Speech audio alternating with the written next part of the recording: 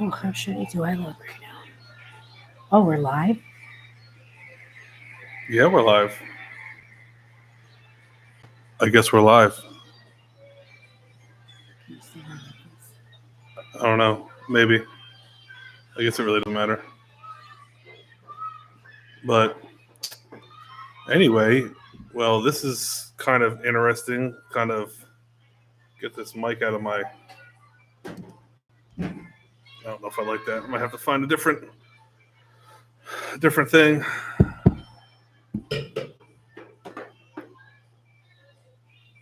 These are probably way too. Well, we don't know if this is really working, but we could give it a go. So this is the first time we're going live on YouTube. I didn't know YouTube went live. I thought you needed to get like a certain level, which I didn't think we were at yet. So I'm not too sure. But anyway, this is the first one of us going live. Really a video podcast kind of style. Still trying to work out the kinks since we do have a audio podcast on with Apple Podcasts, Spotify, all the big time podcasts. Not related to Beast Family Adventure. It's different. It's under the normal couple if you want to be interested and check us out there. You can find us out there. But this one, a little different style. We are going to be discussing events that we go to because some of the videos with all the scenery and all the action, talking about the experience on top of that, the videos just get astronomically long. And I know whoever's watching videos or just killing time on YouTube doesn't really want to hear us talk. And then some people that are kind of interested in the event and want to know our experience there are not getting it if we cut that out. So figured we split them off. And if you want to know our experience at a certain event, you come to this podcast, listen to us. You can even conversate with us down and ask us questions down in the chat box. But other than that, I guess let's just get right into it. Jeepin With Judd 2023. This is Jeepin With Judd in general is one of our favorite events. It's usually one we look forward to every year. I mean, we go. We've been We usually go 5 straight years, right? 5 years. We've been. This was our 5th year at Jeepin With Judd. In fact, the first year you got your Gladiator, you did you did the whole thing stock, and you were in a rush to get things done to your Gladiator before the next Jeepin With Judd because you gave yourself a deadline. I have to have all of this done before the next Jeepin With Judd. That is true. It's mighty embarrassing in a stock Gladiator at Jeepin With Judd. Mm-hmm. But so let's. I guess we could start with. Start at the beginning, I guess. Man, so Thursday we got there, or I got there early because you were working, and yeah. So I got there around. It's a 3-day event. It's a 3-day event, so it's typically goes Friday, Saturday, Sunday, but you can go up to camp and get ready for Friday on Thursdays. I don't like taking the kids out of school for too long, so you usually go up on Thursday, and then I meet him there after the kids get out of school. That way, they're only taking 1 day off during the week. So you got up there, and they open registration early. So on Thursday, you can go get your. Yeah, but that's where it all starts. That's where all the experience starts, and this year just happened to be. I mean, I guess it was a typical year, but I guess since this is our 5th year, it's getting kind of, I got there a little early. Got there around 10. They technically don't open camping until I think they say 1 or 2 noon or something like that. But they opened it at 11 this time. So you get in there, we kind of get set up, and registration. Now registration, like you purchase your tickets and whatever. For some of you that have been to this event, you know exactly what I'm talking about. You purchase it online. You have to get it early, or you're not going to get it at all. I think they sold out this one within a couple of hours. Maybe the first day it was sold out. So you know, if you weren't there as soon as they opened it up, you weren't getting in. And then once you get on premises, Thursday they open it up. So you go and you get your stickers and you fill out your waivers and you do all that crap, which is understandable. I mean, I know there's liability and everything like that, but they only and I know this is volunteer led. There's a lot of volunteers that go into making this event happen, but that part was only open from 1 to 4:30 on Thursday. So Mari didn't get there until 5:30, which isn't necessarily in itself bad. However, the bad part comes about where you cannot register or get anything, get any documentation. I can't even register the kids unless they are in my Jeep at the time I'm pulling through the lines during registration, and getting their wristband. So, because I tried to get in there, and you'll see if you go back to our video, the Jeepin With Judd video, you'll see me waiting in line for probably over an hour, trying to get these registration. And I attempted. I even talked about saying that what I was going to do was register the kids, so Mari didn't have to because she's coming from work. So knowing that she would have to go first thing Friday morning and do it, but they wouldn't let me. They wouldn't let me take hers, no nothing. It didn't matter. So that was not the worst, but I was like, okay, whatever, it is what it is. But it's kind of like that's where things could be.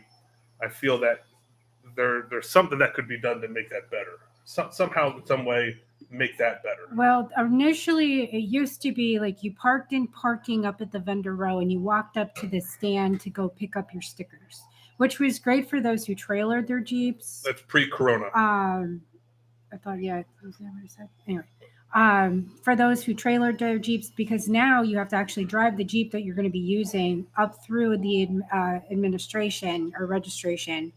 And when you pull up, they put the sticker on for you. So now if you're trailering your Jeep, you also have to go drop off your trailer, get the Jeep off of it, and then drive it through. You can't just, go get it. Yeah, so, I mean, I guess they were having issues with people not being able to attend. So they're giving their stickers to their friends, and their friends weren't signing the waivers or whatever.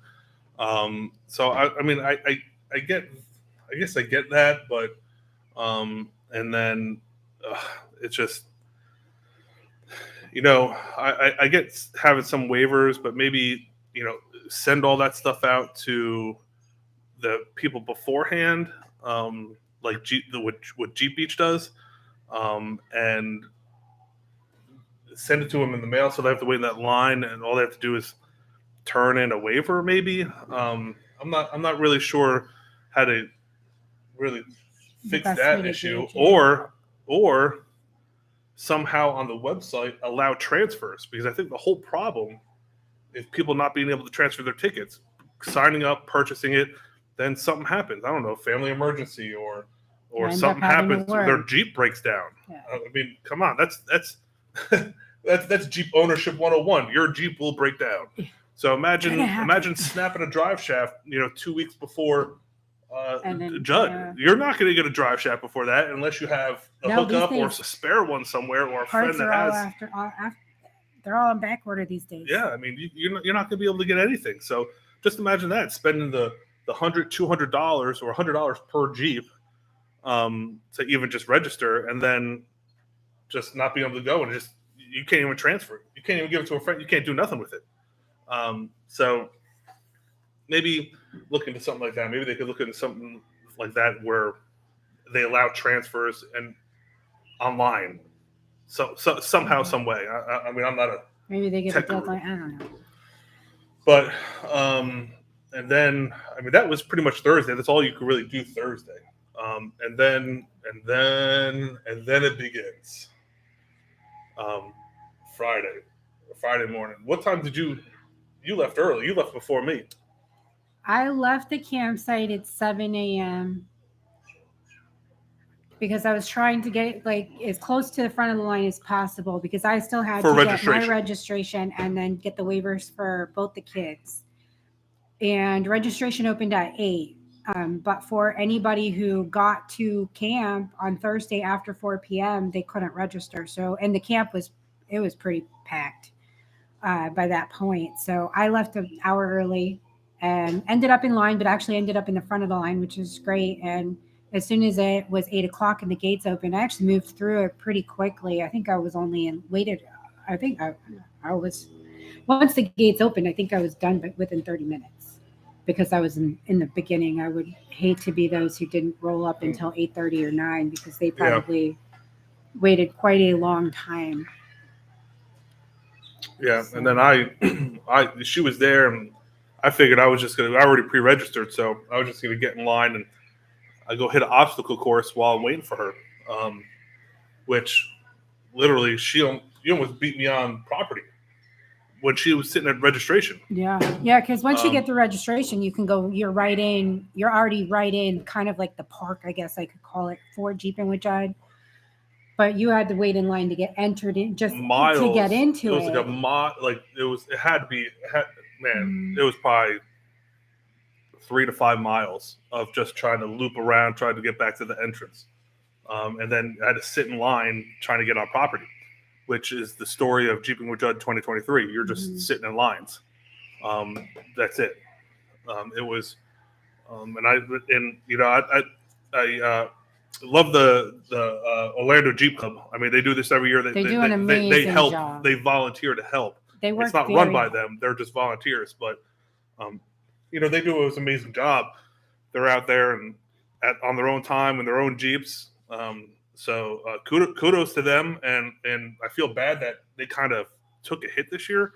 Because everyone because that's our only interaction is with them. Yeah. Not really with the sheriff's department or anyone that actually runs the event. The sheriff's department is there. They're interspersed between around. They're there, but you don't really have too much interaction. You don't really interact with them because they're directing you where to park. Yeah.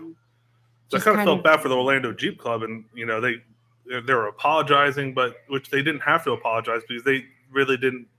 They're at the direction of the sheriff's office also. But and then when I went to everyone started getting in lines for the trails, and I went to the obstacle course to wait for Maury and the kids to register.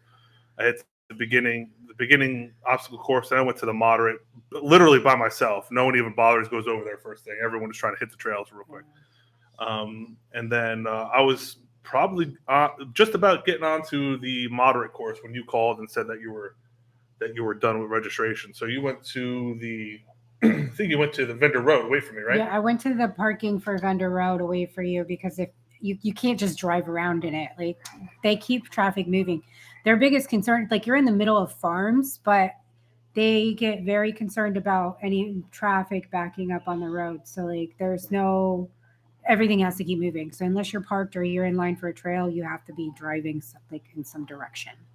I mean, even that, it's and then we left the Vendor Row and went to get into lines. And this year was different than any other year, how they did their trail lines. You had to literally go down right next to the gate, right where the entrance on the property, and then if you're coming into it, you had to make a left to get in. But we were coming straight because we're coming from Vendor Row, which is if you go through the main gate and make a right, that's Vendor Row. So we're coming the other way. So we went straight across. And then you literally do this snake around this whole big field, which used to be the ridge. It was at one point it was actually a trail. It was a trail. So you looped up all the way through there, and then you get to the trail lines where they were all the other years, the entrances. But for us to get to that point, to be able to choose a trail, because there's 8 trails, yeah. And they range from beginner to, that's the great thing about Jeepin With Judd. You can have a completely stock Jeep that you've never off-roaded before to as advanced as possible. Right? Anybody can do it. Yeah, but to even get to that point, that point, you had all of this. It took us an hour and a half. Yeah. Just to get to that point, just to choose a trail. And then you have to wait in that line for that trail. And there was which they're going out every 30 minutes. So if you're not on the first one, you're literally waiting. It could be at a minimum you're waiting 30 minutes. Yeah, they actually did it in timed intervals. Another 30 minutes. I don't think they did that before. I think they did that. They waited some because there was a lot of times where somebody got stuck. Then the second, the trail group that left behind you catches up to you. In other words, there was backups on the trails, and they were trying to prevent that. But the problem with preventing that, is that instead of a backup on the trail, there's a backup everywhere else. Mm-hmm. I mean, it took us 2 hours to get on the first trail. Yeah, and two issues with that. One, there was a new trail this year. So, of course, that's where everybody wants to go. They want to go to the new trail. Anybody that's been at Jeepin With Judd wants to go on that one. Yep. And all of the lines leading up to the trail staging, it was a single line. So you have this single line of hundreds of Jeeps backed up. Yes. Baby, Oh, okay. Sorry, guys. It's Beast Family. Hey. Oh. So you have this single line of hundreds of Jeeps backing up to go to this trail staging of eight lines. Everybody wants to go into the new one, so that's going to back up everything. One or two trails was backing up the entire thing because the other ones, they were leaving with like one, a couple of Jeeps. Like they weren't even filling in the line or the group before they took off because they were following the timed intervals. So whether they had a full group or not, they were leaving. Yeah, and the line wasn't moving because everybody wanted the same trail. We gave up on the moderate trails that we wanted to hit. And we just said to the beginner, we've been on the beginners before, but we just wanted to get a trail underneath our belt. Just something. Just do something. The kids were getting restless. We were already kind of on yellow approach and red alert just from all this stuff, right? So we're just like, let's get out there. Let's relax, put it in 4-wheel drive, go up a couple hills. And that's when the trail leader told me, they're like, just shooting the shit. They were like, hey, how's your experience? And I said, man, so far it's been better. And I told them about the wait, and they're like, oh, well, that's interesting. This is our second trail ride. And the first one was only 5 Jeeps. Literally, they opened up the trails, and the first trip that went out was only 5 Jeeps. When there's 700 trying to get on at least 700 trying to get on property trying to on get Friday. On trails, yeah. Saturday was even worse because then you had everyone off of work. Everyone's coming in, but Friday is usually the day to get everyone else. Now, in comparison, last year I hit 4 trails by 2:30 in the afternoon on Friday. Is the baby sleeping? Okay. This year, coming off that first trail, which each trail is only an hour and a half, coming off that first trail, it was a little after 1 o'clock in the afternoon, 1:30. Yeah. And we've been on property since you've been on property since 7:30. Yeah, but on top of that, though, when you ended the trail, you ended up they funneled you right back into the line to get to. Well, that was for the ranch trail staging. That was for the ranch trail, not every other trail. Well, I still think it was ridiculous. Yeah, so we did that hour and a half trail, and what happened was that we were coming back head on with people. When I was saying you come through that gate, you make a left, and you go. It's a single road, and then you drop down into this. You drop down into this trail. Well, we were coming head on to those people getting onto the trail lines. So I'm like, man, how's this going to work? We're going to go. They're going to stop traffic to let us out, or well. No. So meanwhile, remember, we have a 2-year-old with us who's been in the Jeep since 7:30 in the morning. So now it's noon or 1. Kids are, I'm hungry. Of course. And I always have snacks and stuff in the Jeep, but they were just she needed her diaper change. There's no way she needed a diaper and everything like that. You can't. The rules are you can't get out of your Jeep when you're on. When you technically even in the trail lanes, they don't want you getting out of your Jeep when you're waiting for a trail. So once you're on property, unless you're on vendor row, you literally aren't getting out of your Jeep. So, which is really fine if you give us spots to go place to get out of the Jeep.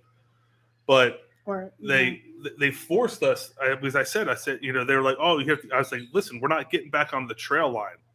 We want to hit vendor row. We want to exit.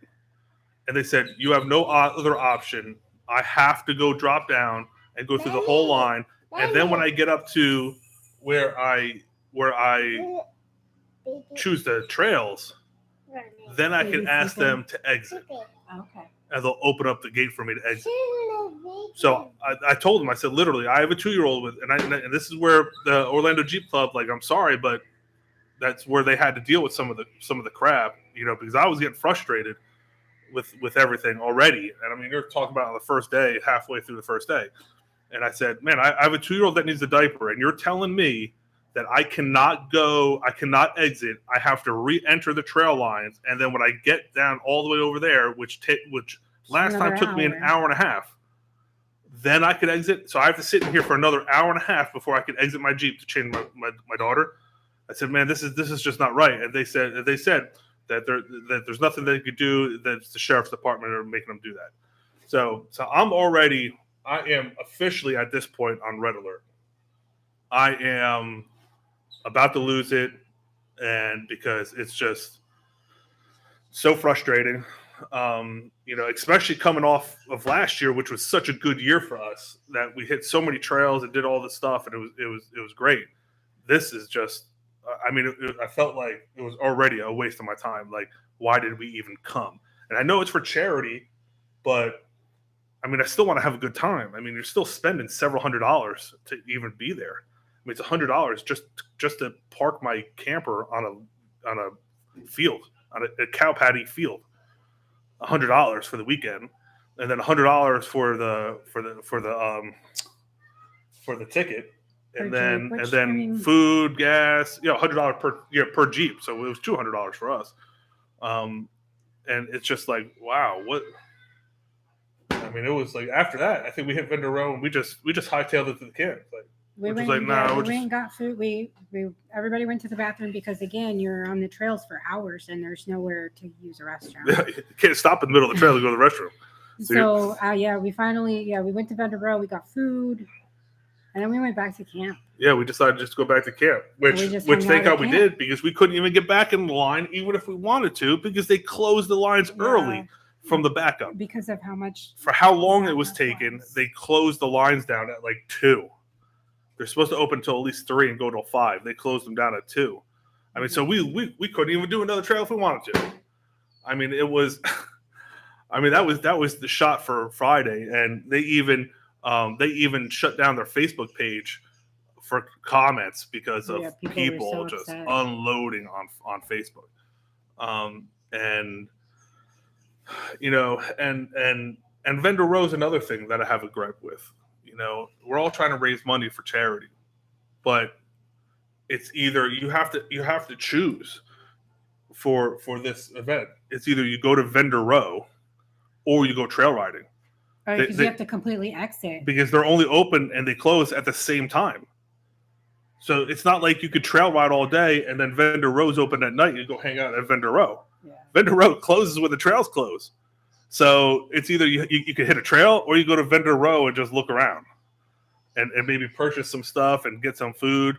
But you have to make that choice. And then to even throw another thing in the mix is if you need ice for your campsite. Publix has a trailer there in the camping area which sells ice. Well, they only sell ice from 9 to 11 or 1 to 3.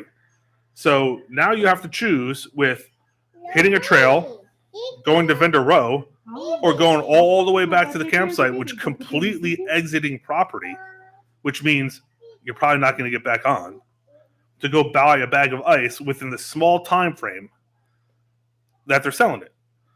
I would maybe. I don't know. I'm not complaining about the time frame of, they're open at 8, they close at, they close the trails at 3, but so really 5 they're coming off. Maybe push back vendor row or something. Have it open longer. Maybe until 8. I think they should. I mean, that's they not have bad. they set up that whole staging area. Maybe have some live bands. Everybody can come up there and have dinner. That's what I'm saying. I mean, have a nice little area. I mean, keep the trail lines off or closed, but at least have something going on there. And then same thing with the bagged ice. You know, you're trying to get money for charity, but you're making it really difficult to spend money. You know? I mean, it's just maybe have that instead of, you know, have them open. I mean, you could have it open from, I don't know, maybe 8 to 10 in the morning, because people are just getting up, or maybe even earlier, 7 to 9, and then from 5 to 7, space it out there. So really first thing in the morning, or, you know, right after the trails close, they could on their way back home to camp. I mean, that could be easy. That shouldn't be that difficult just to change that. Morning would be great. You know, have some breakfast food trucks and some coffee and stuff. Well, I mean, no one's going to do that. You never know. I mean, you're going to hit a breakfast truck, or you're going to hit up a trail. I mean, see, that's the problem. If the trails don't open until 8 or 9, but the vendor row is open at 7, I would go up there for coffee and breakfast before I hit the trails.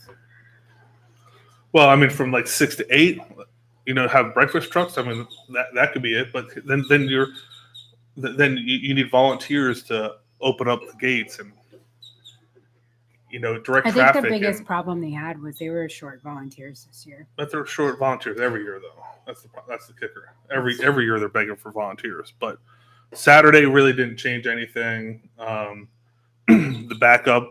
Well, no, it did change. The correction they made for the trail lines, the little loop that they put in, instead of closing at 2, they closed it at 2:30. Still early. So we still sat in the trail. Yeah, so we didn't even do trails. No, we hit the obstacle course first day. We did the moderate, then the beginner, then the moderate. That's what you see in the video, the other video for Jeepin With Judd. Papa Beast had to pull me out. I got stuck. Yeah, I had to pull you off. You got high centered, but I did do the teeter totter or whatever you want to call it. Yep, but they what was it? The on Saturday. Oh yeah, then exiting. Everyone comes down this one trail, and then everyone has to come through this one gate, and then divides into the trails, the vendor row, the whatever, to leave. And even exiting. Everyone had to filter into this one gate, and I mean, we were there trying to exit the moderate course, trying to get back to vendor row for what, 30 minutes? We didn't even move. Yeah. We didn't even move for 30 minutes, just sitting on a dirt road. To the sand lot. So we just turned around and went to the sand lot, which we all took video of, and just spent a couple hours there hanging out. I buried the Papa Beast, which she was a slacker and she wasn't around, so she couldn't see it and pull me out. Sorry. And redeem herself. My bad. I think I still am one up on you. So. No, that's in the past. Oh. But it's in the past. Okay. They so we just hung out over there and just went back to the campsite after that, and that pretty much wrapped it up. Now Sunday you can do trails, but Mari wanted to leave Saturday night. She was just done and over that. And I was like, well, let's just hang out with everybody at the campsite. And we just packed up Sunday and just started hauling ass back home. And we were greatly disappointed this year, almost to the point where I don't really know if we're going to go next year. I mean, not only because we're selling the trailer and we're selling the Beast Den, we don't know if we're going to get something in time to go camp, but I just think after 5 years we've done all of those trails are pretty much the same every year. Sometimes they'll go backwards or change them up a little bit, but for the most part we've done most of them. And we're looking, we want to start doing other things. There's lots of other places to go. Yeah, there's lots of other events, even with Jeep Beach, because Jeep Beach this year we're not going to. I mean, we had a football season's spring football is extending into Jeep Beach, and then Mr. and Mrs. Overlander reached out to us, letting us know that they're not going this year either, because we usually meet up with them and go do stuff and hang out. but they're not going this year either. So I don't know if I didn't ask them if Lightbright or Kevin or Brittany are going. I didn't ask them that, so because we're not going anyway. So, but I know there's other events. The Panama City, there's stuff that I want to get up there. I mean, that looks pretty cool. What's crazy enough is that they have in New Jersey, they have Jeep Evasion in New Jersey. Oh, there's stuff in Georgia. There's stuff in Tennessee. North Carolina. There are Jeep events everywhere. So there's Jeeps. We're kind of want to start branching out and kind of seeing other events and going to experience other events, which of course will come on here and give you our experience when we go to them. And well, one of the things I don't necessarily like about Jeepin With Judd is that I'm learning in the Jeep world. Like my skills off-roading are not that great. So as I'm learning, it's hard with Jeepin With Judd because you just have to figure it out yourself. Like there is no getting out. There is no, having somebody spot you or help you fix direct your tires. On the trails. On the trail, nothing. So you have to basically just hope that you can figure it out. And there isn't an opportunity for anybody to help you learn. So in past years, there's been people that rolled their Jeeps on some of these trails. Yeah, but because it's all about, how moving everybody through as fast as possible because it's all timing. I mean, I can't blame them for that. We have, 2,000 Jeeps come to these events every year. Something like that, yeah. But it's not a good event for people who are learning, in my opinion. Yeah. You have to be comfortable with your Jeep and comfortable putting yourself in situations where you will not. We had Jeepers that we knew that came out with anxiety because they were nervous about it, and they were new to off-roading, and it was their first time. And then she was really upset. There was no opportunities to try it again, or let's align your tires this way or that way, or let's look at how we're gonna take this obstacle on. There is none of that. It's when in doubt, throttle out, and that's pretty much my motto because. Otherwise, I don't know if I'm going to get through it because there's no other option. So I mean, I don't want to discourage anyone from going there. I mean, no, like I said, it was one of our favorite events. It was just this year we just had a bad experience. Previous years has been great, and that's what kept us going every year. Is how much fun we had. But. So I don't know. We haven't made a decision about next year. But like I said, the Beast Den is for sale. So I don't know. I'm not really keen on buying a hotel room and cranking up. I mean, for $150, $200 a night. I mean, that's going to get expensive. We love camping. And we like camping and hanging out with everybody. Out camping just to go camping. It doesn't always have to be about taking the Jeeps out. Mm-hmm. But we are a family of 4 and our kids are getting older and my son is almost as tall as me now and we can't fit 4 people sleeping in a queen size bed of that little trailer anymore. So it's just we've outgrown it and it's time for us to get something a little bit bigger. Yep. Figure out. We haven't made a decision yet, but we will see and we will bring it to you guys when we make that decision. So other than that, if you're interested in Jeepin With Judd, go check it out. It's definitely we learned a lot there, a lot about off-roading. Mm-hmm.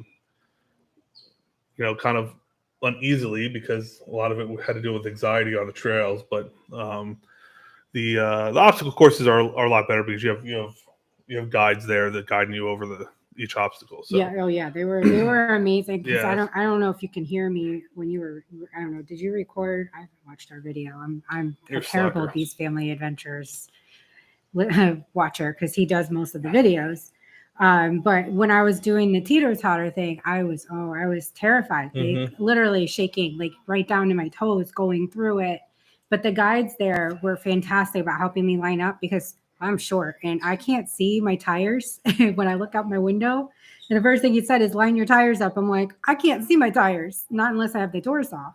So he helped me line everything up. They are great on the obstacle course. I think if we go back to Jeepin With Judd, then it might be a weekend where maybe we volunteer and the kids hang out with grandma and grandpa's for the weekend. Yeah. But I don't know that we'll actually go as participants again. Yeah. We might just end up volunteering like what I think Paul, if you see the video, Paul and Kenyon, They looked like they had a I blast. think they had more fun than anybody else, and they volunteered. That was crazy in itself because they volunteered because they didn't get tickets soon enough, so they volunteered because then you do a 4-hour stint of volunteering, and then you could go participate in that event. They couldn't even participate in the event. The lines were so long. The lines are so bad, so they've just volunteered for the rest of the weekend. So. They didn't even they didn't trail ride or anything. So, and then what is it? A week or two, Kenyon, someone hit his Jeep, his Gladiator, broke his front axle. Poor Stifler's mom. Poor Stiffy. So, yeah, he's looking at bigger and better things. But on that note, I think we're going to end it here, end our first live session. So, yeah, appreciate you guys checking it out. Don't forget to hit that subscribe button. I know it means a little to you guys, but it means a lot to us and the channel. Hit that share button, hit the notifications. We appreciate you guys, and we'll see you out on the trail. Bye, guys. Did we have anybody watch us? No. Oh, one person.